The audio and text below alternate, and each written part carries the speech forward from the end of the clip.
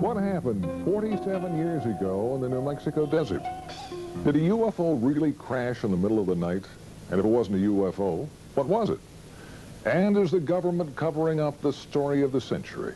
Well, one thing is for sure. There are an awful lot of unanswered questions. And tonight, we're going to try and sort out facts from fiction concerning an alleged alien encounter out in the New Mexico desert. And also its connection to Wright-Patterson Air Force Base.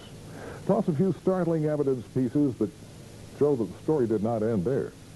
On the morning of July 3rd, Mac Brazel finds some rather unusual wreckage scattered across his property. Whatever happened here in early July of 1947 has permanently linked Dayton, Ohio to Roswell, New Mexico. And it put a sheep rancher in Lincoln County at the center of one of the longest-running controversies in U.S. history.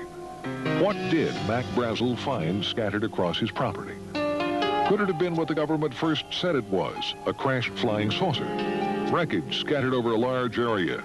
Witnesses describing it as lightweight and super strong beams with strange drawings and foil-like material that had a memory. There were a lot of people that believed that we had something unique, otherwise we wouldn't have. Walter Haught was the Roswell Army Airfield Public Information Officer, and he was ordered to release the story that the government had indeed recovered a crashed saucer on Brazel's ranch. His friend, intelligence officer Jesse Marcel, was one of the first military men at the debris site. Jesse had gone out to the ranch with Brazel and picked up a bunch of material and brought it back to the base.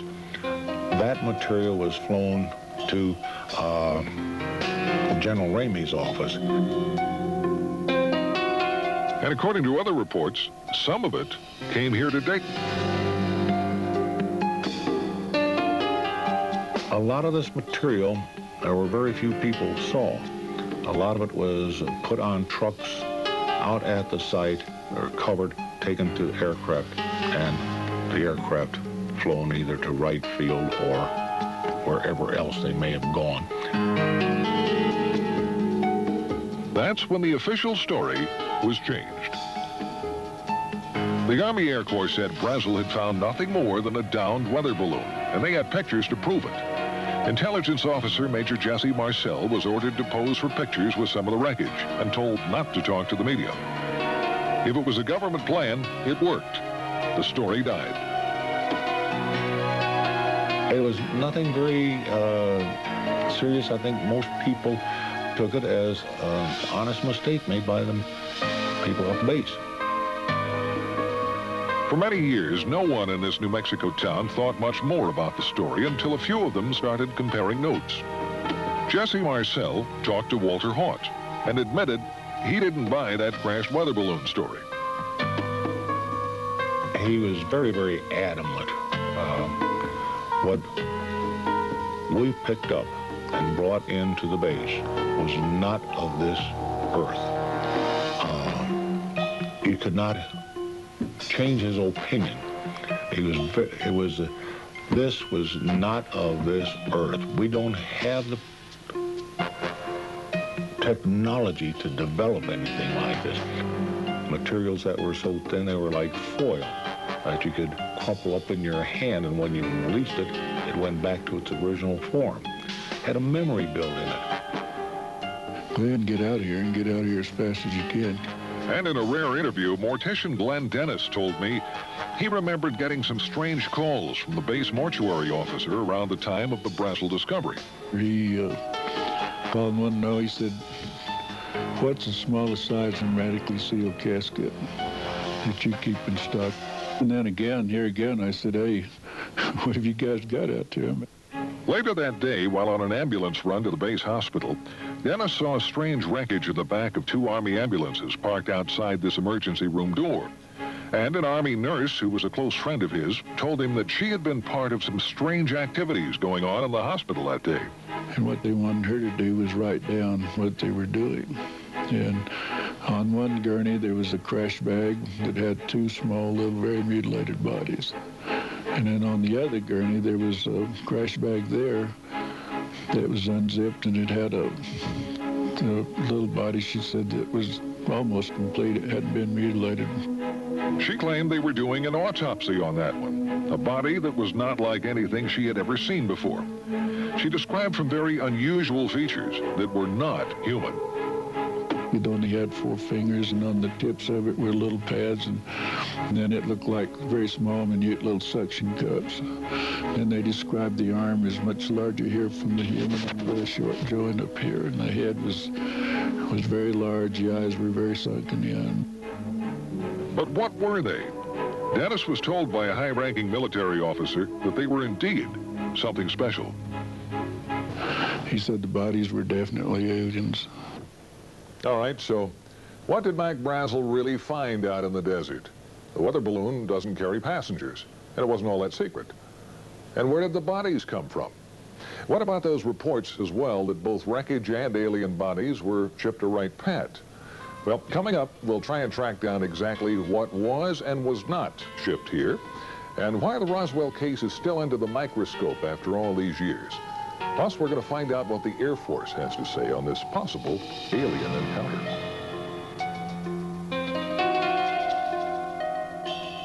Again, it's started attracting real attention around 1979, when some well-established researchers, including Stan Friedman, Bill Moore, Kevin Randall, and Don Schmidt, started to dig into the story.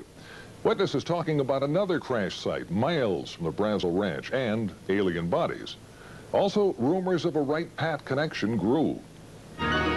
This teletype from the FBI office in Dallas to the one in Cincinnati mentions a disc and balloon being sent to Wright Field for examination. And Army Air Corps pilot Pappy Henderson admits that he flew wreckage of a crashed saucer from Roswell to Dayton, and he tells a friend that he saw alien bodies. The question is today, 1994, where is the material? Where are the bodies? Certainly unique specimens would have been preserved. Authors and researchers Kevin Randall and Don Schmidt have just released the latest book on the Roswell case. And they told me witnesses have shed even more light on the story. We've talked about civilians and military who were there. We have over 50 sworn affidavits, all attesting to personal involvement in this case. And more than one witness has mentioned government cover-up. The Provost Marshal Edwin Easley now, who mentioned over and over again that I'm still sworn to secrecy, yet before he died, he acknowledged his involvement, the bodies, and that the President, whether personally or indirectly, had asked them to cooperate and never to say a word about this. And about that Wright Pat connection? We have first-hand testimony that there were 2 separate body flights that went out early morning of July 6th, sometime between 2 and 3 in the morning. That there were 2 flights, one went on to Andrews Air Force Base in Washington, D.C. And we can only imagine who may have been interested in possibly seeing the contents within the bomb bay. And the other flight went on to Wright Field. All right, some amazing allegations as to what might have been shipped to Wright Pat following the crash at Roswell. Well, recently we went on base to try and find some evidence to back up the witness statements and also try and prove or disprove the allegations and also some long-standing rumors. We got some answers and a few surprises. This is Area B at Wright Pat, and behind me are a cluster of buildings and hangars. Now, most of the old rumors were that the bodies and wreckage were kept in Hangar 18. Well, first of all, there never was a Hangar 18. There is a Building 18, but it's home to Wright Lab, and it never has been home to Foreign Technology Division, which is the division that you would have expected to have been in charge of the wreckage and the bodies. We checked base civil engineering maps that show everything above and underground, and those rumored secret underground storage vaults and tunnels just don't show up. But a recent article in Far Out magazine claims Building 620, that's the avionics lab up on the hill, has access to secret vaults through a tunnel under the auditorium. So, using the map in the magazine, we found a tunnel. And here it is. Sources confirm it's the only tunnel under that building. We found no vaults of any kind, plus the building wasn't built until the mid-60s. So, what happened to the wreckage from Roswell? Well, the Air Force agreed for the first time to talk about it. Had there been in an exclusive one-on-one interview with the man who heads this sprawling complex known as the Air Force Foreign Aerospace Science and Technology Center, we got some surprising answers. The obvious first question, were alien bodies and wreckage recovered from a crash at Roswell, and were they brought to Wright Pat? We've extensively researched that, kind of hoping that we might find after all these years that really there was some thread of truth. and we've had no success at all. And I know today there are no such vehicles or bodies on the base. If they were. If we're to believe that Roswell was nothing more than a weather balloon crash, why would it have been brought here in the first place? If it was easily identified as a weather balloon, probably it wouldn't have been. If it were a foreign weather balloon, it may have been. If it were unidentified, it would be brought here because, in fact, that is our job, to look at technology and technological advances in any sense. Well, that seemed to be a pretty good argument that it was not an everyday weather balloon. And if it wasn't alien bodies in a UFO, what was it? Extensive research here, we found just no indication at all of any kind of incident at Roswell. I mean, we have nothing on record for that investigation. But we did learn that there was a Roswell file in one base office. Meet Colonel Hector Quintanilla. He was the last director of the Air Force's Project Blue Book. There was a folder. Okay. A folder about as big as this, with newspaper accounts of what transpired out at the ranch, wherever it was. But there was no formal correspondence that I could find with regards to Roswell. He told me Blue Book's evaluation of the case was it was nothing more than a balloon, and that's the end of it. But interestingly enough, a search of other Air Force documents failed to turn up any reference to Roswell in any form. We can't find an advantage to keeping such a thing a secret. We think that probably what happened is that there wasn't anything significant from the Roswell incident, if in fact it was evaluated here. Consequently, there was either no report or the report was of no significance, so it was destroyed. And he added, nothing like aliens or a UFO could have arrived at Wright Pat without somebody knowing about it and eventually talking. Almost impossible to keep something that fantastic a secret, specifically within the intelligence community, and particularly from the organization that's supposed to evaluate that sort of thing. Secret. We've heard that word a lot tonight. Well, coming up, we've got some new evidence that may well explain what at least some of that wreckage from Roswell really was, and why it came here, and why the government chose to keep it a secret. We'll be back.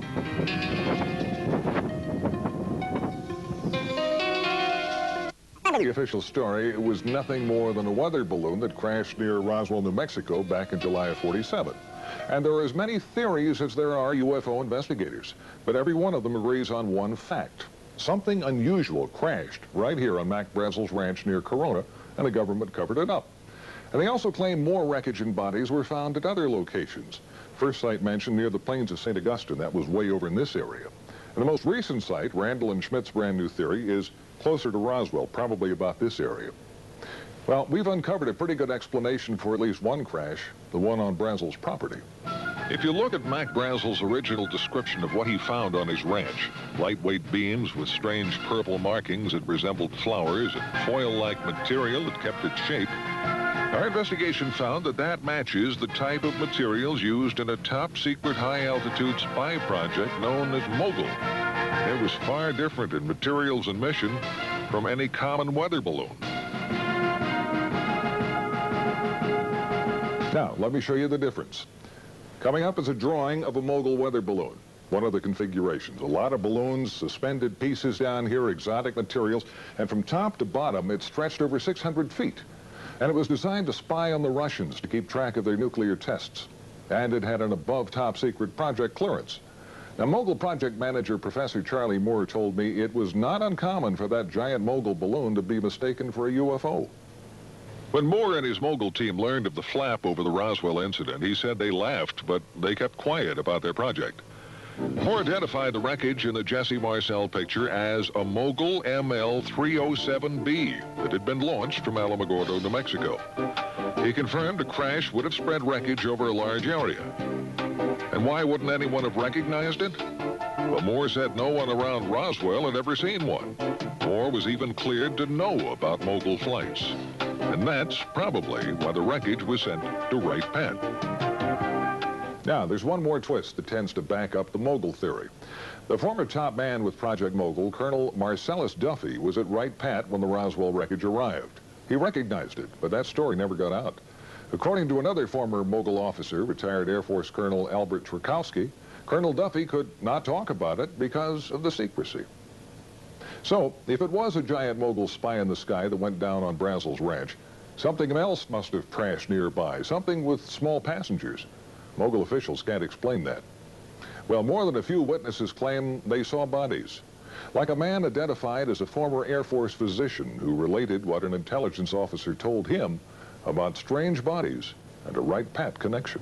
The beings on that spacecraft, he relates, were not anything that he could identify from our planet. They did not appear like any human being he'd ever see, but they were obviously not anything else. So they obviously were living human beings, and some of them were injured, most of them were dead.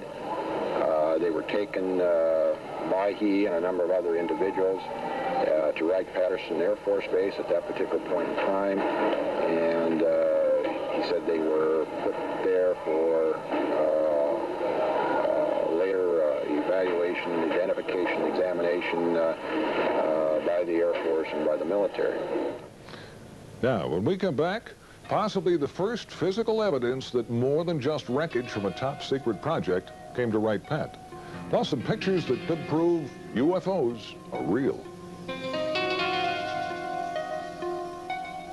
Well, we've had great photographic proof for years. The question is the resistance to accepting it as being proof. Brown Hospital on the grounds of the VA Medical Center in Dayton. And up until a few years ago, it was a very active hospital. And on the 3rd floor of this building, there was the dental lab. In that lab, a dental technician. We'll call him Jack Smith. And as Jack told the story to Len Stringfield, it was on a Thursday. He remembers the day quite well because Thursdays were normally very quiet days here at the VA Medical Center. And 2 men he identified as officers from Wright-Patterson Air Force Base brought him a model, an impression of a lower jawbone. They wanted a working model made. He was to keep no records, and the mold he created to make the model was broken and thrown in the trash as the Air Force officers left. Smith retrieved the broken mold pieces and put them back together at home, and he made his own model. He said he knew this just wasn't human. Few have ever seen it, and those that have can't identify it. An article in Len Stringfield's new book quotes certified dental technician Bruce Phillips as saying it's not like anything he'd come across in his 20 years in the business. The teeth are flat, no cutting surfaces. The shape of the jaw is different from humans, and the arch is much deeper. If it isn't identifiable as animal or human by people who should know, what is it? Could this finally be the first hard evidence the Air Force was indeed doing tests on alien bodies out at Wright-Pat? Jack Smith says the jawbone model was made in 1979.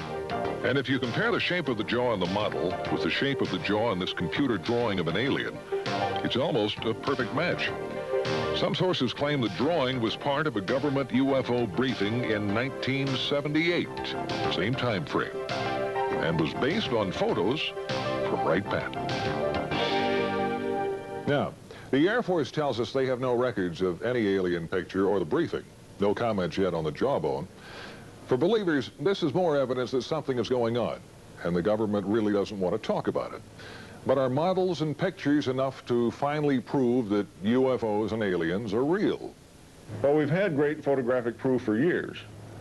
The question is the resistance to accepting it as being proof. Dr. Bruce Maccabee is one of the most respected experts in the field of photo analysis. And Bruce says some pictures taken near Gulf Breeze, Florida back in January by Ed Walters would have been pretty tough to fake. The first picture shows an unidentified object with an F-15 closing in. The next shows the plane flying by the object. Here you have a situation where the airplane actually got in between the camera and the object. Walters claims the plane made a U-turn and the object flew away at high speed. Maccabee showed me videos of other sightings around Gulf Breeze at around the same time, and they were ones that were hard, if not impossible, to explain.